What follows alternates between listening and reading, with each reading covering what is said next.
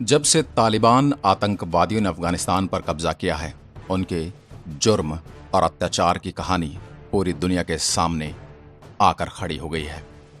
ऐसा ये पहली बार नहीं है कि जब इन आतंकवादियों ने या इस तरह के आतंकवादियों ने किसी दूसरे देश पर या दूसरे धर्म के लोगों पर इतने अत्याचार किए हों। जब ये अपने ही धर्म को मानने वालों को, अपने ही जैसे कपड़े पहनने वालों को और अपने ही जैसे विचार रखने वाले लोगों के साथ ऐसा सलूक कर सकते हैं, तो उन्होंने उन लोगों के साथ कैसा सलूक किया होगा जो इनके धर्म को नहीं मानते, जो इनके धर्म जैसे आचरण नहीं करते और वो अपने ही धर्म, अपने ही भगवान की पूजा करते हैं।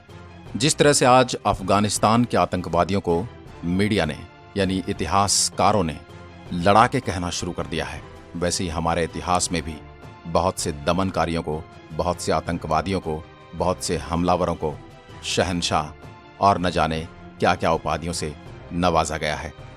आज मैं आपको इतिहास के उस अतीत में लेकर चलूंगा जिस अतीत में इनकी दमनकारी और इन आतंकवादियों की तालिबानी फरमान के बारे में आपको विस्तार से बताऊंगा कि यह आज की कहानी नहीं है, ये बरसों से चली आ रही है, ये सदियों से चली आ रही है।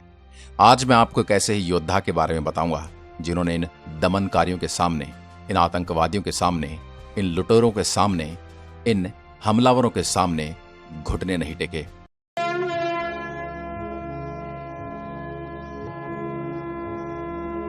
आज मैं बात करूंगा बाबा बंदा सिंह बहादुर की, जिनका संपूर्ण जीवन यह बताता है कि वह महान शूरवीर, दिलेर और साहसी योद्धा थे। यह और बात है कि हमें इतिहास में पढ़ाया नहीं गया, लेकिन कुछ बहादुरी भरे किस्से ऐसे होते हैं जिन्हें जितना भी छुपा लिया जाए वो कभी न कभी उभर कर सामने जरूर आते हैं। जिनकी ताकत के आगे पंजाब और पहाड़ी इलाकों के मुस्लिम शासक कच्ची दीवार की तरह गिरते और मिट्टी में मिलते चले गए, उन्हें कहते हैं बाबा बंदा सिंह बहादुर। उन्होंने कुछ ही वर्षों में पंजाब के प्रमुख नगरों को जीतकर गुरु नानक देव जी और गुरु गोविंद सिंह जी के नाम का सिक्का भी जारी कर दिया। उन्होंने उन सभी को सबक सिखाया जो गुरु तेग बहादुर जी की शहीदी और गुरु गोविंद सिंह जी के मासूम बच्चों का कत्ल करने में शामिल थे। आखिर दिनों में बंदा सिंह बहादुर को मुगलों ने खूब प्रताड़ित किया और उन्हें मुस्लिम बनाने के लिए जोर आजमाइश भी की, लेकिन उन्होंने हार नहीं मानी और देश की खातिर, अपने धर्म की खातिर अपना बलिदान दे दिया। ऐसे में जुल्म और यातनाओं में कटे बाबा बंदा सिंह बहादुर के आखिरी दिनों पर नजर डालना आवश्यक हो जाता है, ताकि आप ये समझ सकें कि तालिबान जो आज अफगानिस्तान में कर रहा है, यह हिंदुस्तान में पहले हो चुका है। और किस तरह हुआ, उसके लिए आप वीडियो को अंत तक जरूर देखिए। दिल्ली सिख गुरुद्वारा प्रबंधक कमेटी की बाबा बंदा सिंह बहादुर के अंतिम दिन और 2 सिख शहीद बच्चे पुस्तक में प्रोफेसर हरबंस सिंह लिखते हैं कि बाबा बंदा सिंह बहादुर और उनके साथियों के अंतिम दिनों की कहानी बेहद दर्दनाक है। मार्च 1715 में बाबा बंदा सिंह बहादुर अपने सिपाहियों के साथ गुरदास नांगल की गढ़ी में घिर गए। मुगलों ने गढ़ी में जाने वाले सभी रास्तों पर नाकाबंदी कर दी। किले तक पहुंचने वाले भोजन और पीने के पानी की पूरी तरह से रोक लगा दी गई। मुगल सेना के लगभग 30,000 सिपाहियों ने किले को चारों तरफ से घेर लिया, लेकिन इसके बावजूद उन्हें डर रह रहकर सता रहा था कि कहीं बंदा सिंह बहादुर इस घेरे को तोड़कर निकल न जाएं। कई महीनों तक बाबा बंदा सिंह बहादुर और उसके साथी अपना पेट भरने के लिए गढ़ी में पैदा हुई घास और पेड़ों के पत्ते खाते रहे। इसके बाद पशुओं की हड्डियों को पीसकर आटे के स्थान पर प्रयोग किया गया। जब सब कुछ खत्म होने के बाद नौबत यहां तक आ गई थी कि सभी योद्धाओं को अपनी जांघों का मांस काटकर उसे भूनकर खाना पड़ा। इन सारी मुसीबतों और परेशानियों के होते हुए भी बाबा बंदा बहादुर के वफादार सिपाहियों ने 8 महीने तक मुगल फौज का डटकर मुकाबला किया।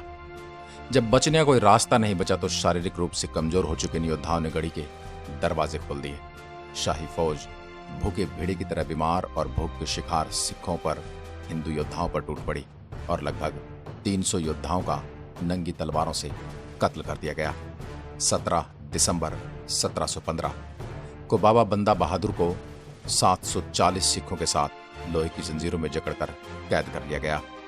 कत्ल किए गए योद्धाओं के सिरों को काटकर और पेट को चीरकर उनमें भूसा भर दिया गया। उनके सिरों को नेजों पर टांग दिया गया। अब आप समझ सकते हैं कि अफगानिस्तान से लोग भाग क्यों रहे। आप इस घटना से आज की घटना को जोड़कर देखिए, क्योंकि लोग जानते हैं कि अगर वे वहां रुके तो उनके साथ क्या होने वाला है।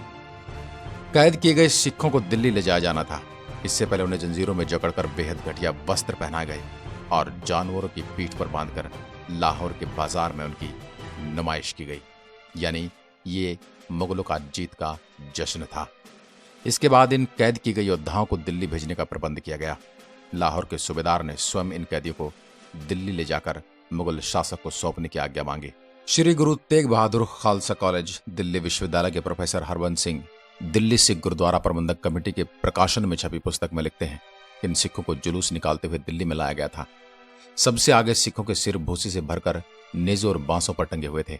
बंदा सिंह बहादुर को जंजीरों में जकड़कर पिंजरे में बंद करके हाथी पर लाद दिया गया था।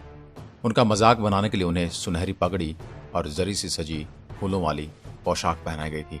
बंदा सिंह बहादुर के पीछे उनके अन्य साथियों को दो दो की गिनती में एक साथ जंजीरों में जकड़कर ऊंटों पर लादा हुआ था। कई सिखों को भेड़ों के चमड़े के कपड़े पहनाए गए थे। मौत इन योद्धाओं के सिर पर नाच रही थी, बावजूद इसके उनके चेहरों पर इसकी सिकन तक न थी। वे आनंद मग्न होकर वाहेगुरु की वाणी गाते हुए आगे बढ़ रहे थे। बंदा सिंह बहादुर भाई बाद सिंह, भाई फतेह सिंह, भाई ताज सिंह और अन्य 23 साथियों को त्रिपोलिया जेल में कैद करने के लिए मीर आतिश इब्राहिमउद्दीन खां को सुपुर्द कर दिया गया। शेष सिखों को कत्ल करने के लिए दिल्ली के कोतवाल सरबराह खां के हवाले कर दिया गया। इन कैदियों को कत्ल करने का काम 5 मार्च 1716 को शुरू हुआ। कत्ल करने के लिए कोतवाली के चबूतरे पर लाने से पहले प्रत्येक सिख से पूछा जाता कि अगर वह मुस्लिम बन जाता तो उसे छोड़ दिया जाएगा और साथ में उसे बहुत सारा इनाम भी दिया जाएगा।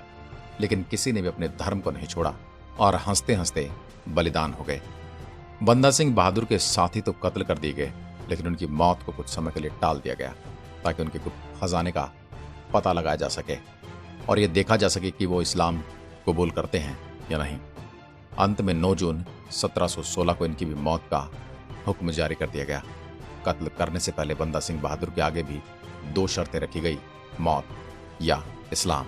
बंदा तो बंदा ठहरे, उन्होंने खुशी से मौत का रास्ता चुन लिया, लेकिन इनके लिए मौत भी इतनी आसान नहीं थी।